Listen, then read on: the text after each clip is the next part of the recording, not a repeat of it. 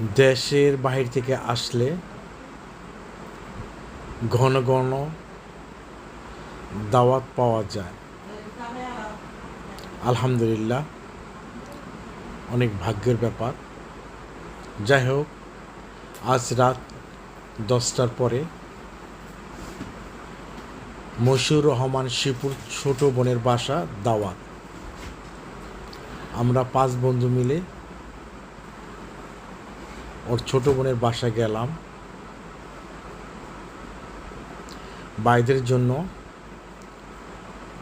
অনেক পদের আইটেম তৈরি করছে নিজ হাতে। ধন্যবাদ জানাই রুনাকে এবং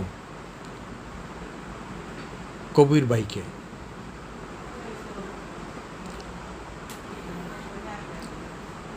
ভালোই লাগলো খাবারগুলো।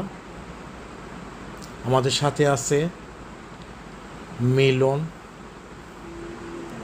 ফারুক ভাই, সুমন এবং শিপু।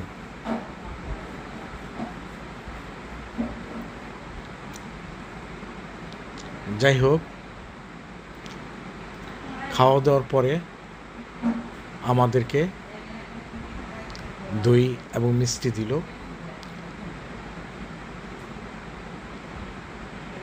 মিলন দই খাইতেছে, কিন্তু সুমন দই খাবে না। ফারুক ভাইও দই খাচ্ছে এবং শিপুও খাচ্ছে,